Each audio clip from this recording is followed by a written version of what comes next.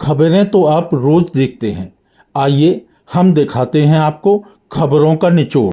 नमस्कार, मैं हूं अनिल शर्मा और आप देख रहे हैं अनिल शर्मा ऑफिशियल उरई निचोड़। बुंदेलखंड संयुक्त मोर्चा के तत्वाधान में पृथक बुंदेलखंड राज्य की मांग को लेकर नगर में विशाल रैली आज निकाली गई।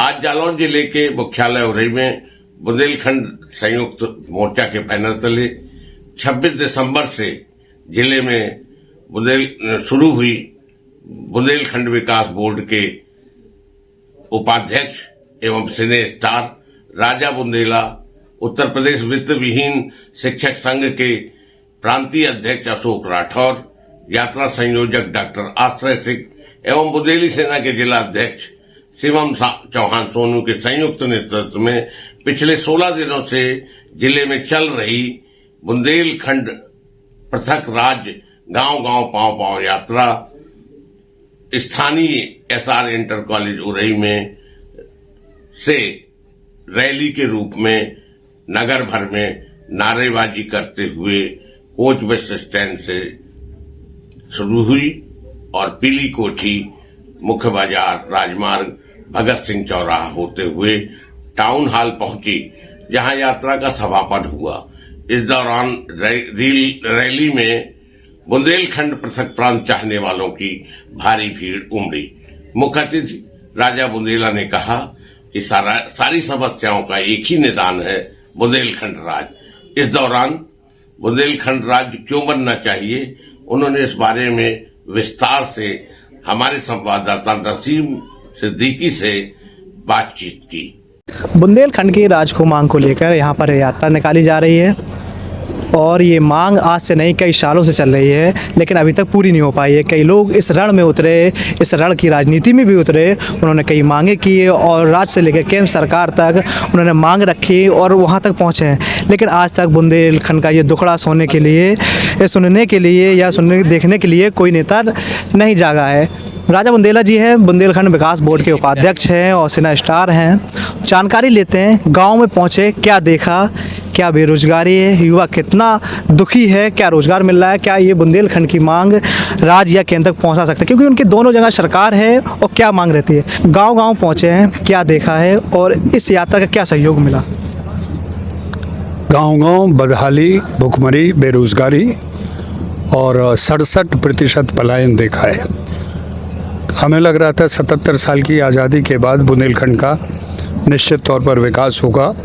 जो बुंदेलखंड जिसको तोड़ के इन लोगों ने हमें उत्तर प्रदेश के साथ जोड़ा, उम्मीद ये थी कि किसी अच्छे कारण की वजह से बुंदेलखंड को ख़त्म करके मध्य प्रदेश और उत्तर प्रदेश में जोड़ा, लेकिन ऐसा नहीं हुआ। 77 साल में हम बर्बादी की उस कगार पे पहुंच गए, यहाँ पे सिवाय अब भीख मांगने के अलावा बुंदेलखंडी के पास कुछ बचा नहीं। गांव शहर छोड़ के लोग दूसरे जगह जाके काम कर रहे हैं। गरीब माँ बाप गाँव में पड़े हैं, बुजुर्ग, भगवान जिनका मालिक है, खेत ख़त्म हो गए हैं। 7 नदियों का पानी सरकार लेके जा रही है। 4 जगह हम बिजली बनाते हैं, फिर भी अंधेरा है। हमारे यहाँ से हीरा निकलता है पन्ना की खान में, हमारे यहाँ से ग्रेनाइट निकलता है, हमारी बालू, हमारी लाल मिट्टी, हमारे पर्वत पहाड़ सब काट दिए, सब खत्म कर दिए। और हमें मिला क्या है, आप बताइए। शिक्षा के स्तर पे क्या मिला है? ना एक IIT है, ना यहाँ एक एम्स है, ना ये कोई एक वर्किंग कंडीशन का कोई एयरपोर्ट है। कहाँ, कुछ तो है भी नहीं। और फिर हम किस बात में उम्मीद रखेंगे कि आगे सालों में और उत्तर प्रदेश से जुड़ के हमें लाभ होगा। ऐसी परिस्थितियों में हमने तय किया है, हम सब लोगों ने, कि अब हम और उत्तर प्रदेश के साथ नहीं रहेंगे। हमें स्वराज चाहिए, वो बुंदेलखंड राज्य जो आज़ादी के पहले था। हम 50% में मान लें कि यहाँ पर पलायन, हम अगर मान लें 50% में, एक सरकार पे एक बड़ा धब्बा लगेगा। शिक्षा के भी आपने कहा कुछ नहीं है, 7 नदियों को संगम है यहाँ, फिर भी कुछ नहीं है। तो सरकार क्या कर रही है? आज से नहीं कई सालों से 2014 सरकार चली आ रही है, उसके बाद भी अगर शोषण देख रहे हैं तो आप लोग क्या करते रहे और सरकार क्या कर रही थी, क्योंकि आप भी उसी सरकार के अंग हैं। देखिए, आप जो बात कर रहे हैं, मैंने आरोप नहीं लगाया। आपने कहा आपने क्या देखा, वो देखने की बात हमने बताई। आप एक इमारत को बाहर से देख के उसका आंकलन नहीं कर सकते, इमारत की आपको बुनियाद में जाना पड़ता है। हम इस प्रदेश की फाउंडेशन की बात कर रहे हैं। अभी जो कुछ सरकार कर रही बहुत बेहतर कर रही है और इससे भी बेहतर करेगी। डिफेंस कॉरिडोर बनाया, विकास के लिए बनाना चाहिए। 4 वेज जो बनाया, हाईवे बनाना चाहिए, बनाया। केन बेतवा लिंक बना रहे हैं, बढ़िया बात है, बना रहे हैं, लेकिन इससे आम आदमी को क्या फ़ायदा? यहाँ किसको रोज़गार मिल रहा है? एक IIT खोला क्या? एक बड़ी कोई फैक्ट्री डली जिसमें 1000-1200 बुंदेलखंडियों को काम मिल रहा है? एक ऐसा कोई स्पोर्ट्स सेंटर मिला? जैसे हरियाणा में आए दिन लोग स्पोर्ट्स के नाम पे खूब नाम कमा रहे हैं, पैसा कमा रहे हैं, बाहर से गोल्ड मेडल लेके आ रहे हैं। यहाँ कोई मनोरंजन का कोई केंद्र बना क्या? ऐसा कुछ भी तो नहीं बना। मैं आरोप नहीं लगा रहा हूँ, आपने जो कहा वो सच्चाई बता रहा हूँ, और ये सच्चाई कहीं बुनियाद से ही गड़बड़ है। आपने कुछ इस तरह की रूपरेखा की ही नहीं है। ऊपर से पेड़ को कितना भी छांट लीजिए, जब उसकी जड़ें मजबूत नहीं होगी, शाखा और डाल कभी मजबूत नहीं होगी।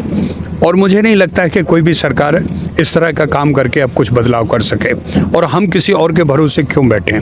हमारा बुंदेलखंड है और इस पर हमारा हक है। क्यों तोड़ा गया, पहली बात तो इस बात का सरकार जवाब दे, और अगर नहीं जवाब दे रही तो हमें पुनः बुंदेलखंड वापस चाहिए या केंद्रीय शासित प्रदेश चाहिए। हम उत्तर प्रदेश और मध्य प्रदेश की गुलामी में नहीं रहेंगे। ये तस्वीर अब तो कुछ सुधरने लगी है, लेकिन ये बहुत बदहाल तस्वीर थी। यहाँ पर पानी से, रोजगार से लेकर सड़क तक कुछ नहीं था। आज कुछ मिलने भी लगा है, लेकिन उसके बाद भी एक बड़ा आपने तस्वीर देखी है अगर, तो क्या लग रहा है? कई यात्रा निकली हैं, कई लोगों ने यात्रा निकाली है, क्या ये बदलाव हो पाएगा? सरकार सुनेगी अब, क्या जागेगी? क्योंकि बहुत लंबा सफ़र हम तय करके रहे हैं और उस स्थिति में खड़े, अगर आज कुछ नहीं मिलता है तो यहाँ पर बहुत बड़ी स्थिति हो जाएगी। हमने भी, हमारे उजाला की टीम ने कई बार सर्वे किया गांव में, अगर 300 परिवार है उसमें 100 परिवार पलायन कर चुके हैं या बाहर हैं रोजगार की तलाश में। क्या ये तस्वीर बदलेगी, लग रहा है? निश्चित तौर पर देखिए, 2027 में के चुनाव के पहले परसिमन होने वाला है। उत्तर प्रदेश की जो जनता है वो 27 करोड़ के ऊपर चली गई है, और जो नया परसिमन है उसके हिसाब से आप ये मान के चलिए कि 403 विधानसभा की सीट बढ़कर 700 के लगभग होंगी, और लोकसभा की 120-130 होगी। तो 27 करोड़ की जनता, 700 विधानसभा के सदस्य, 120 और 130 के लगभग लोकसभा के सदस्य, इतना बड़ा राज्य कैसे कोई संभालेगा? कैसे योगी संभालेंगे, मोदी संभालेंगे? मेरे तो तसव्वुर के ही बाहर है। तो एक तो ये वजह है जो हमें लगता है कि बुंदेलखंड का, क्या पूरे उत्तर प्रदेश का, पूर्वांचल बुंदेलखंड का इसके रूप में विभाजन होगा। दूसरी चीज़ ये है कि बीजेपी के मैनिफेस्टो में छोटे राज्यों की बात है। 2 बार जैसे ही हमारे गृह मंत्री जी से भेंट हुई, उसमें चर्चा हुई है। उन्होंने कहा निश्चित तौर पर हम छोटे राज्यों के पक्षधर हैं, चूँकि बनाए थे झारखंड, उत्तराखंड, छत्तीसगढ़ बनाए। तो उन्होंने कहा लेकिन ये हमारी प्राथमिकता पर नहीं है, प्रायोरिटी पर नहीं है। 140 करोड़ की भारत की जनता के बहुत सारे ऐसे गंभीर विषय हैं जिन पर वो काम करना चाह रहे हैं। तो 2 हमारे पास एक ऐसे मौके हैं जिन पर हमने चर्चा की है, और हम जनता को साथ लेके जाएंगे। 7 जिलों में हम ये आंदोलन कर रहे हैं। इसके बाद दिल्ली में हमारा रामलीला ग्राउंड में या तालकटोरा गार्डन में पूरे 2 दिन का एक सम्मेलन है। उसके बाद हम सरकार को चेताएंगे, वरना फिर हमारा जेल भरो आंदोलन होगा। इस गुफ्तगू में मैं एक बात और भी जानना चाहूँगा, जैसा कि आप एक सत्ता के अंग हैं, क्या विपक्ष आपका सहयोग कर रहा है? उसको भी मांग है क्या? कुछ लोग साथ में उतरे हैं? नहीं, देखिए, हम इसको गैर राजनीतिक रखना चाह रहे हैं। जो हमारे साथ आए वो अपना राजनीतिक एम्बिशन और राजनीतिक जो भी उसका ध्येय है वो अपने पास और अलग रखे। हम विशुद्ध बुंदेलखंड राज्य की बात कर रहे हैं। बुंदेलखंड राज्य बनने के बाद हम अलग होंगे, जनता अलग होगी। जिसको चाहे जनता मुख्यमंत्री बनाए, जिसको चाहे मंत्री बनाए, हमारे उसमें कोई भूमिका नहीं है। 2 चीज़ें आप निश्चित समझ लें, और अमर उजाला ने हमें बहुत सहयोग दिया है। ना हम राजनीति की बात कर रहे हैं कि ये राजनीति वो हो, और ना हम राजधानी की बात कर रहे हैं। हम सिर्फ और सिर्फ बुंदेलखंड राज्य की बात कर रहे हैं। बुंदेलखंड राज्य बनते ही हमारी भूमिका खत्म हो जाएगी।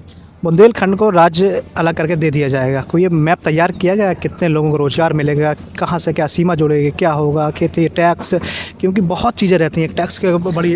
देखिए, सबसे पहले हमारा ये है कि अगर हमने पलायन रोक दिया तो वो बच्चा जो यहाँ से MA BA करके जा रहा है अपने यहीं रुकेगा। 1.5-2 एकड़ की जो भी उसकी ज़मीन है उस पर खेतीबाड़ी करेगा, माँ बाप की सेवा करेगा, और यहीं कोई ना कोई ऐसा रोज़गार वो हम उसको लिए ढूंढेंगे। सबसे बड़ी बात यह है, हमने विदेश में जितने भी अपने NRI बुंदेलखंडी हैं, हम सब लोगों ने मिलकर उनको कांटेक्ट किया है, और जैसे ही कोई उनको भूमिका मिलती वो यहाँ आएंगे, अपने गांव में, अपने ज़िले में कोई ना कोई ऐसा रोज़गार करेंगे जो वहाँ के लोगों को रोकेगा। तीसरा, हमारा जितना भी खनिज जो हमारा खनन हो रहा है उस पर हम रोक लगाएंगे। अब बुंदेलखंड राज्य बनते ही वो हमारे काबू में होगा, उसका मालिकाना हक हमारा होगा। बिजली हम 4 जगह बना रहे हैं, ज़रूरत से ज़्यादा बना रहे हैं, हम उस बिजली को बेचेंगे। जब हमारा पलायन रुक जाएगा तो बाहर से बड़े बड़े इन्वेस्टर आएंगे, उनको जब ये पता चलेगा कि रोज़गार वहीं हम देंगे, लोगों को सस्ते दामों पे मज़दूर मिलेगा, जगह मिलेगी, तो उससे हमारा बाहर का जो निवेश है वो बढ़ेगा। और तीसरी चौथी जो सबसे बड़ी बात ये है कि बुंदेलखंड की जितनी भी टैक्सेशन है वो हमारे पास होगी। और नई सरकार, नया जब राज बनता है तो केंद्र सरकार 15 साल के लिए सपोर्टिंग ग्रांट देती है। अब पता लगा लीजिए, उत्तराखंड, झारखंड वो सबको मिलती है, फिर 10 साल होती है, फिर 5 साल, फिर 15 साल बाद वो ख़त्म हो जाती। तो निश्चित तौर पर अगर हमें ज़रूरत हुई तो केंद्र से हमें वो सपोर्टिंग ग्रांट मिलेगी। और बुंदेलखंड के पास पर्यटन के नाम से आप चाहे रिलीजियस लगा लीजिए, टूरिस्ट पॉइंट और लगा लीजिए, इतने हैं कि हम उसमें ही कमा खाएंगे अगर हमें और कहीं कुछ नहीं देखना है। शूटिंग के स्थल से इससे खूबसूरत लोकेशन मैंने हिंदुस्तान को घूमा है। आपके पहाड़ हैं, आपके मंदिर हैं, आपके नदी हैं, आपके बहुत सारे ऐसे स्पॉट्स हैं जो टूरिज़्म स्पॉट्स हैं। तो शूटिंग के पर्पज़ से भी अगर हम देखें, अगर वो दरवाजे भी हम खोल दें तो एक बहुत बड़ा रेवेन्यू जनरेट हो सकता है।